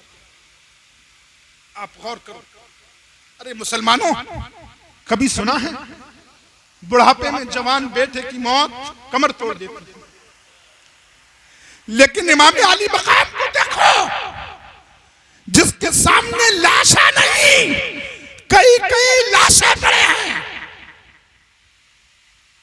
लेकिन इसके बावजूद कमर नहीं टूटी। जो भूखा प्यासा नहीं बल्कि 3 दिन का प्यासा। अभी भी एक फिरके की ज़हनियत ऐसी है जो चाहती है कि किसी तरह से करबला खत्म हो जाए, करबला की याद मनाना लोग खत्म। आपने सुना होगा 1 साल पहले वो वीडियो एक आई थी कि करबला में पानी बंद कर दिया गया था, ये झूठ है, झूठ है, झूठ है। इसी तरह आहिस्ता आहिस्ता फिक्र बदलती है। लोग यजीदी यकायक नहीं हो जाते, आहिस्ता आहिस्ता फिक्र बदलती है। अब सिर्फ ये खलता है कि करबला ही की याद। अरे मुझसे पूछो करबला की याद।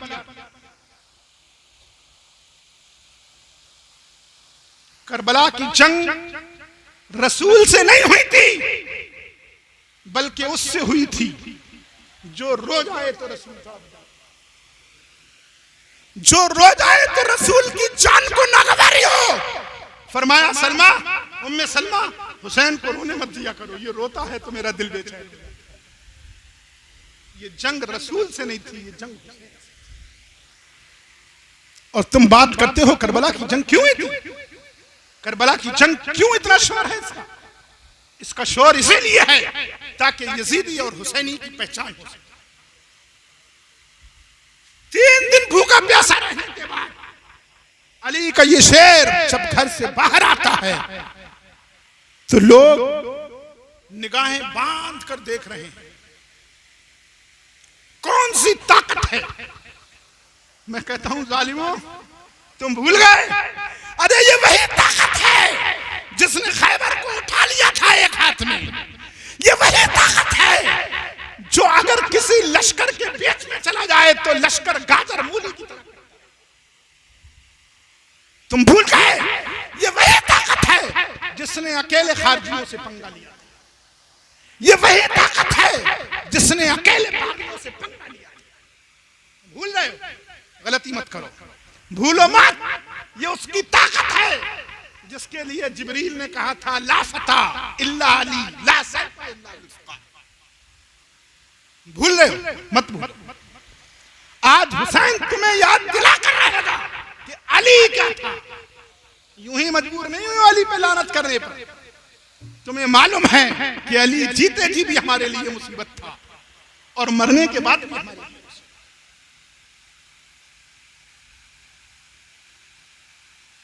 इमाम अली मकाम बाहर तशरीफ लाते हैं। अब आप सोचें कुछ देर के लिए,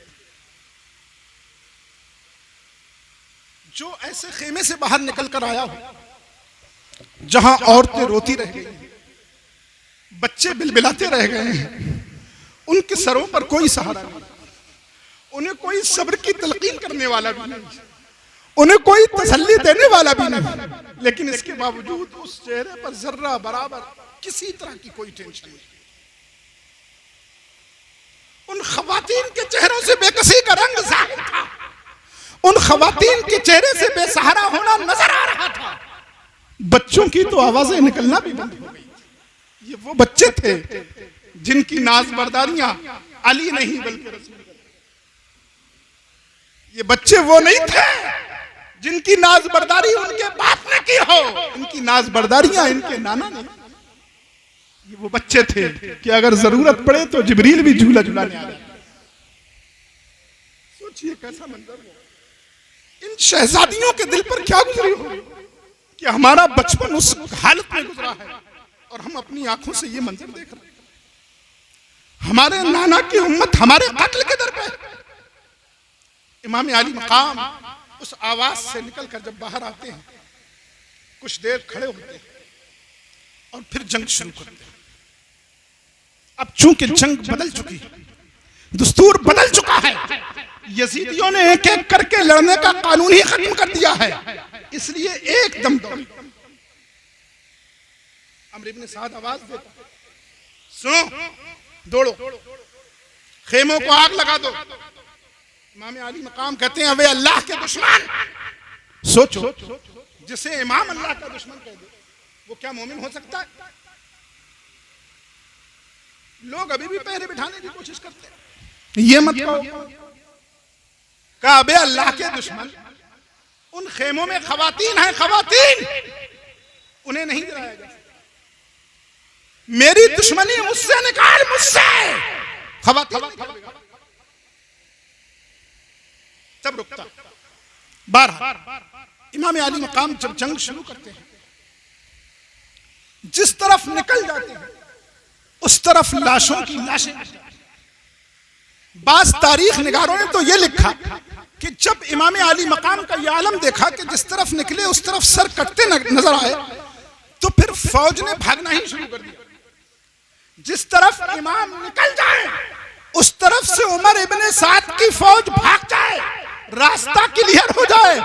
फिर इमाम अली मकाम बैठकर सोचने लगे, अब क्या किया जाए।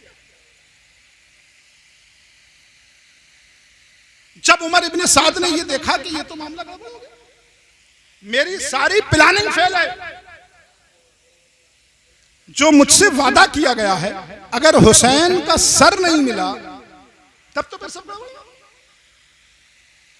फिर उसने ललकारा और कहा, अरब के बहादुरों, क्या तुम उस बंदे से पनाह मांग रहे हो जो 3 दिन का भूखा प्यासा है?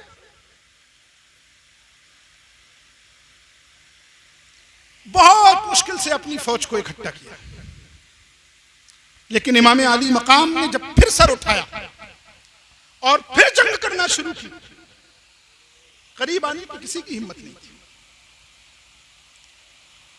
इमाम अली मकाम है कि लड़ रहे हैं, भाग भाग कर कत्ल कर रहे हैं, उनके पास कोई नहीं आ रहा है। इब्ने कसीर लिखते हैं कि जब घोड़ा चला गया, घोड़े से इमाम आली मकाम पिछड़ गए, उसके बाद बहुत देर तक तो इमाम पैदल ही जंग करते रहे। जिस तरफ वो निकल गए उस तरफ का मैदान साफ होता था। जब इन्होंने देखा कि काम ऐसे नहीं चलेगा, अब नेज़ों से काम चलेगा, अब तीरों से काम चलेगा, तो इमाम आली मकाम पर नेज़े बरसाना शुरू, तीर मारना शुरू किए कि आखिर कभी ना कभी तो निढाल होगा। यही वजह है कि इमाम आली मकाम जब गश खाकर जमीन पर गिरे और अपने रब की बारगाह में सजदा रेज हो गए, तो तारीख नगार लिखते हैं कि 32 जख्म थे, 34 जख्म थे उनके जिस्म पर नेज़ों। जब जब ये 34 जख्म सुनो तब तब ये याद करना कि ये इसलिए थे कि इतनी हिम्मत किसी में नहीं थी कि हुसैन के सामने से आकर हुसैन का सर काट। इन्होंने समझा नहीं था कि ये रिस्क कितना बड़ा हो जाएगा। ये समझ रहे थे कि हम भूखा प्यासा रखेंगे फौरन मर जाएंगे, हम भूखा प्यासा रखेंगे हमें मेहनत नहीं करनी पड़ेगी, हम भूखा प्यासा रखेंगे हमें जंग नहीं करनी पड़ेगी, ये खुद अपने बाप हमारे पास आ जाएंगे। अब हम इनका सर उतारें या इनको यजीद के पास ले चलें, ये जैसे भी होंगे हमारे साथ साथ यजीद के पास चलेंगे। लेकिन इन्हें नहीं मालूम था ये हक को लोग हैं, हक को, अरे ये हुसैन के चाहने वाले हैं। जो हुसैन का चाहने वाला हो वो मौत से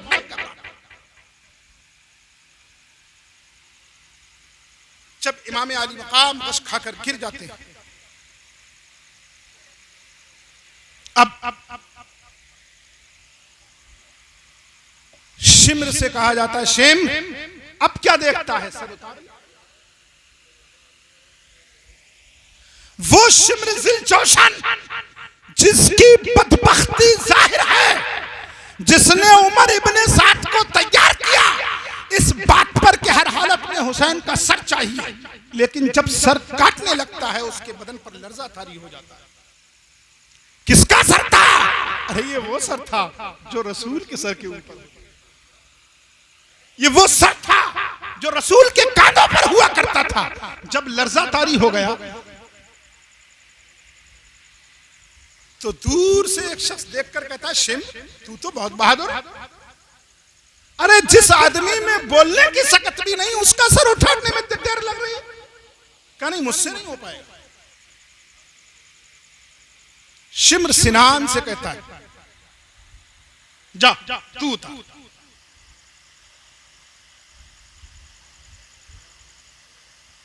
उससे भी नहीं उतरता। फिर खौली को कहा जाता है तू उतार, वो भी नाकाम हो जाता है। फिर सिनान हिम्मत करके आगे बढ़ता है और वो बदबख्त लईन कमीन मरदूद उस इमाम का सर उतार लेता है जिस इमाम के सर पर नबी ने बोसा दिया, जो इमाम बेबगाने अहले बैत का आखिरी सहारा था, जो ज़ैनुल आबिदीन की आंख में आखिरी उम्मीद था, और काट कर शिम्र के हाथ में देता है, खौली के हाथ में देता है कि ले। अब ये दोनों सर लेकर शिम्र को देते हैं। इन्ना लिल्लाहि व इन्ना इलैहि राजिऊन। आप भी पढ़ लीजिए एक बार, इन्ना लिल्लाहि व इन्ना इलैहि राजिऊन।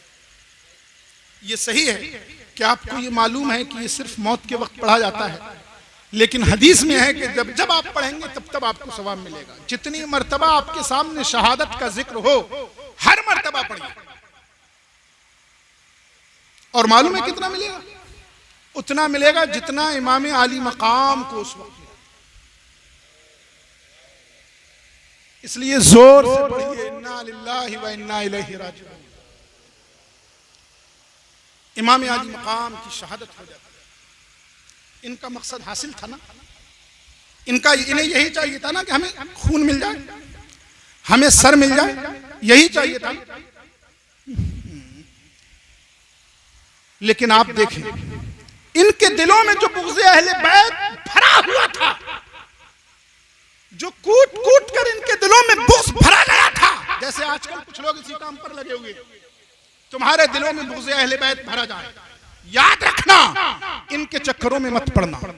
तुम्हारे नबी ने तुम्हारे लिए दो ही चीजें छोड़ी हैं, एक कुरान और दूसरे अहले बैत। जब तक इनसे चिपके रहोगे तुम्हें कोई गुमराह नहीं कर सकता, और जब इनमें से किसी से भी हटोगे तो याद रखना कि कहीं भी नबी ने तुम्हें यह जिम्मेदारी दी है और फरमाया है लन यतफर्रका हत्ता यरिदा अलैहिल हौज़। सुनो, ये हरगिज अलग अलग नहीं हो सकते। इसमें सिर्फ यही जिम्मेदारी नहीं है कि ये अलग अलग नहीं हो सकते, यहां तक कि मेरे पास हौज़े कौसर पर दोनों साथ साथ आए। क्या फरमाया? यहां तक कि दोनों मेरे पास हौज़े कौसर पर साथ साथ आए। कौन कह रहा है? कौन कह रहा है? वो जो दीन लाए हैं। और आज दीन फैलाने वाले क्या कह रहे हैं? अगर ये ना करे तो सैयद सैयद नहीं रहेगा, अगर वो ना करे तो सैयद सैयद नहीं रहेगा।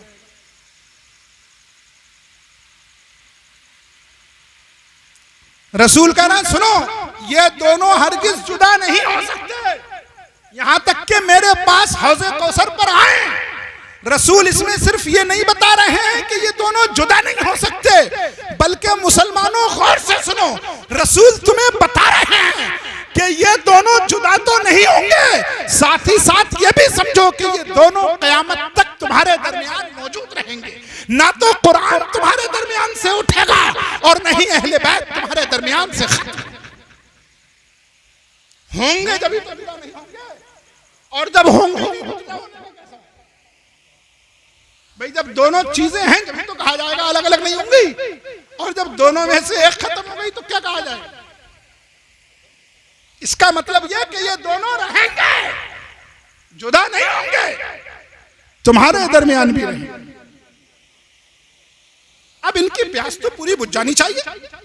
हुसैन का सर मिल गया, वो हुसैन जिसके सर पर फरिश्तों ने तवाफ किया, वो हुसैन जिसके सर से लेकर आसमान तक एक नूर के परिंदों की लड़ी बन गई, वो हुसैन जिसने मरने के बाद भी तिलावत की, वो हुसैन जिसके सर को कूफा के बाजारों में तमाशे के तौर पर घुमाया गया, लेकिन इसके बावजूद उसने तिलावत करके बता दिया कि यजीदियों के तमाशा बनाने से तमाशा नहीं बनता। जो तिलावत का शौक रखने वाला है वो बिस्तर पर भी तिलावत करता है और मेजे पे जाकर भी तिलावत करता है। कूफी हैरान थे क्या हुसैन कल भी तिलावत कर रहा था, आज भी तिलावत कर रहा है, मरा क्या है, कटा क्या है।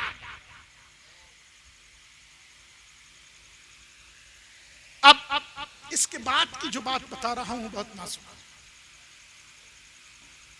दिल संभाल के सुनना। जंग का दस्तूर यह है कि जो मर गए वो मर गए। अब आपको माले गनीमत लूटना है, आप लूटिए और धरिए, लेकिन नहीं। उमर इब्ने साद ने उन कमबख्तों की तो नमाज़े जनाजा पढ़ाई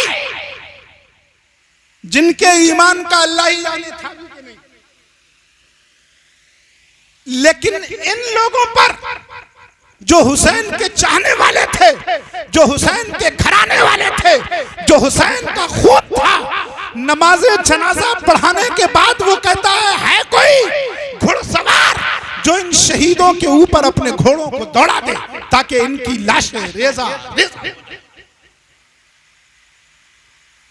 आप सोचिए ये क्या है?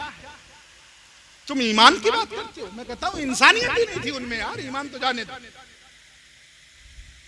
जो ऐसे इंसान हो, मैं ये समझता हूं कि इंसानियत ही नहीं, वो सिर्फ इंसानियत की सूरत में है, लेकिन भेड़िए हैं, भेड़िए।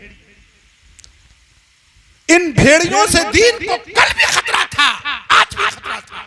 हमेशा याद रखना, ये दीन का लिबादा ओढ़कर आते हैं, इनकी जबानों पर कलिमा होता है, इनकी हाथों में तस्बीह होती है। क्या है कोई जो इस घराने की लाशों पर घोड़े दौड़ा दे? बुग़्ज़ देखिए, बुग़्ज़, प्यास बुझी नहीं, घोड़े दौड़े। अब आप सोचिए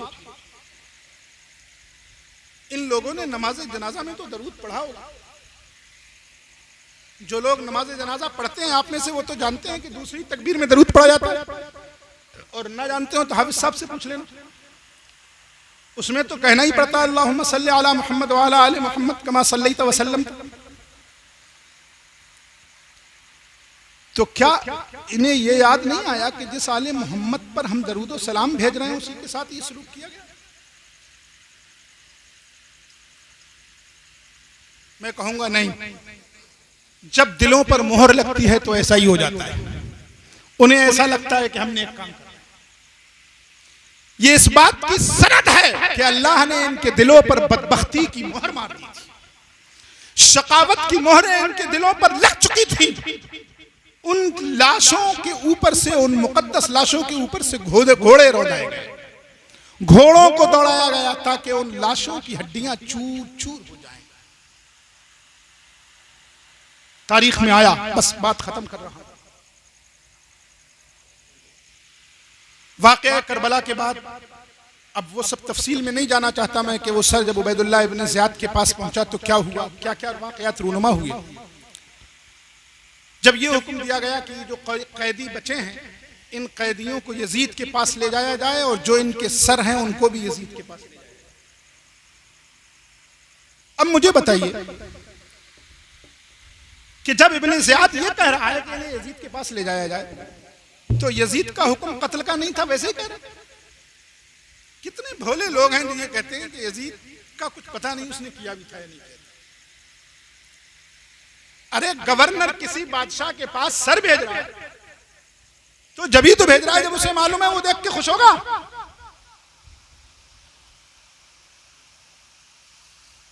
वरना क्यों भेजते? जंगें तो होती रहती है, लोग मरते रहते हैं, शहीद होते रहते हैं। जब जंग होती है तो जाहिर है दोनों तरफ के कुछ लोग मरते हैं। तो सर भेजने का जो ऑर्डर दिया गया, क्यों? ये सब मानते हैं कि हाँ सर भेजे। जब भेजे तो क्यों भेजे?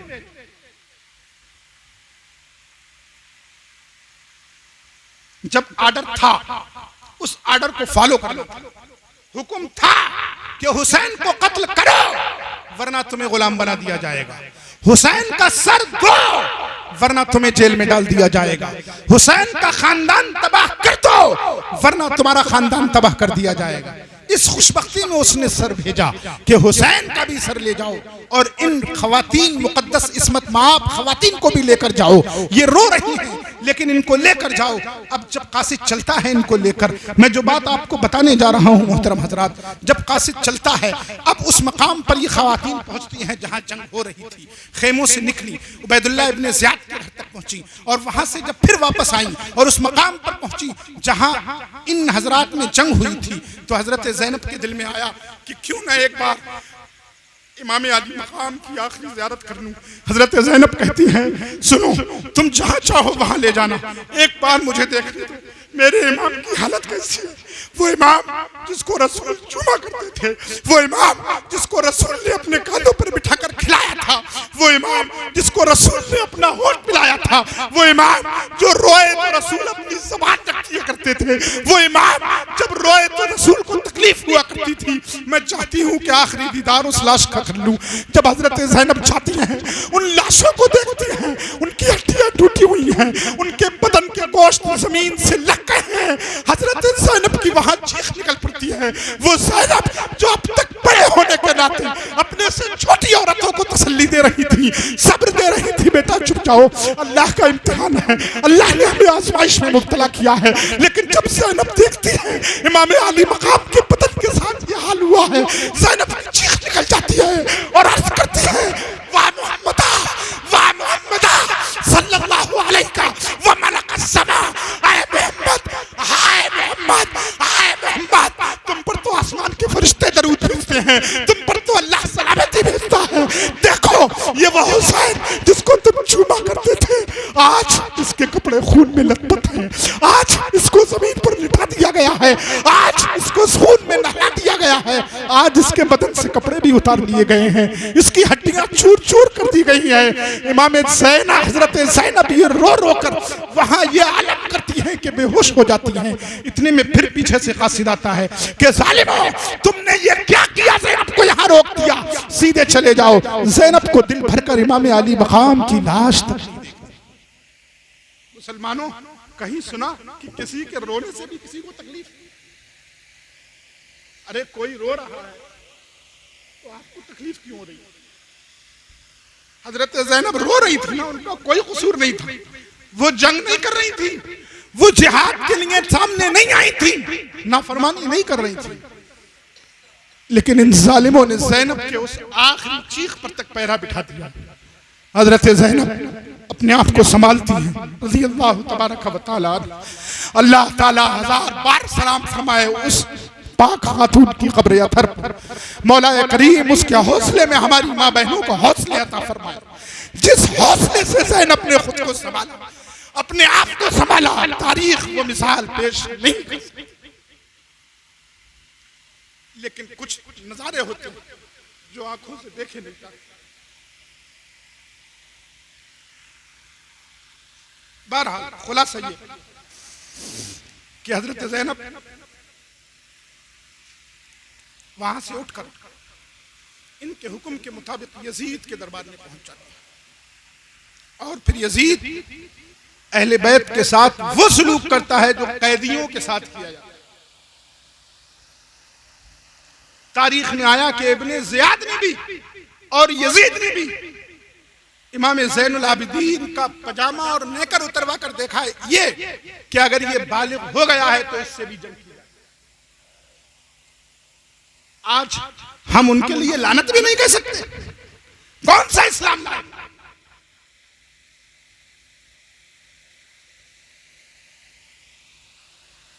हदीसों में आया कि यजीद के सामने जब सरे इमाम अली मकाम रखा गया तो उसने इमाम अली मकाम के होठों पर जहां रसूल चूमते थे छड़ी रखकर कहा, आज हमने बदला ले लिया, हमने खोपड़ी उतार ली। ये क्या है?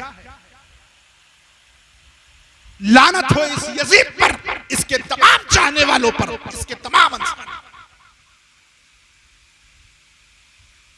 यही बात शरअ अकायद में अल्लामा सादुद्दीन तफ्ताज़ानी ने कही। उन्होंने कहा है लानतुल्लाह अलैह, लानतुल्लाह अलैह व अला आवानी व अला अंसारी व अला अहज़ाबी।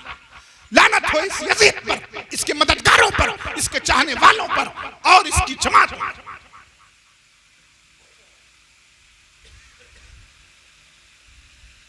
तो वाक़या करबला ऐसा वाक़या। मुसलमानों, बस आखिरी बात, वक्त ज्यादा हो गया। हाफिज साहब ने जो वक्त दिया था शायद वो बहुत पीछे रह गया है, लेकिन बात ऐसी करने को कहा था इन्होंने कि उसमें मुझे भी अपने आप पर काबू नहीं रहा। हम जब जब हुसैन का जिक्र करेंगे तब तब रोएंगे। हम जब जब उस इमाम को याद करेंगे तब तब हमारी आंखों में आंसू आएंगे, इसलिए कि हम नबी से मोहब्बत करने वाले। जो नबी हुसैन के बेचैनी से तड़प जाए वो नबी आज के दिन कितना तड़पता होगा आपको नहीं मालूम।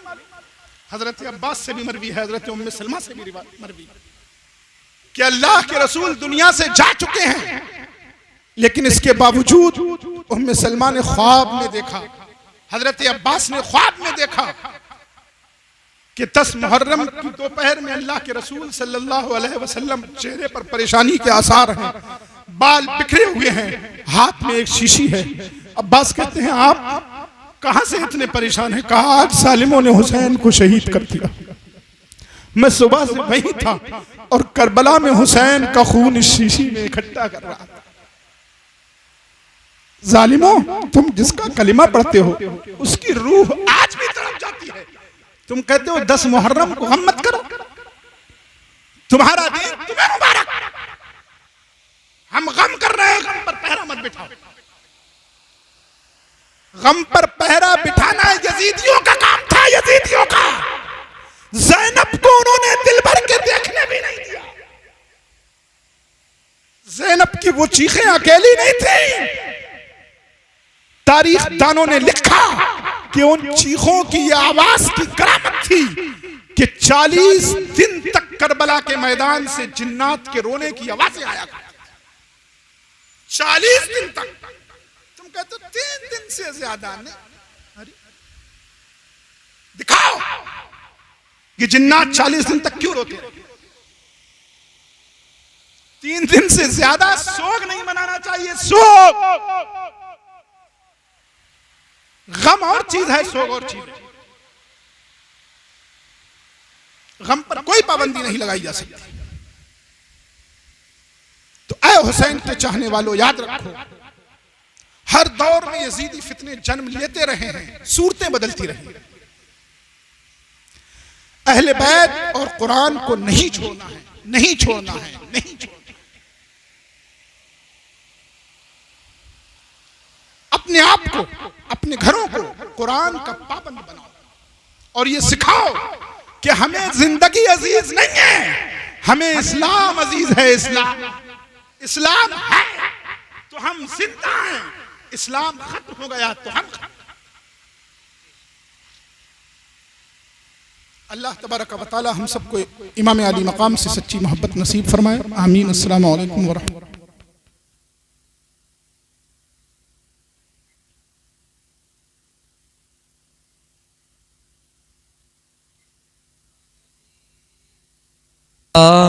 मुअल्लै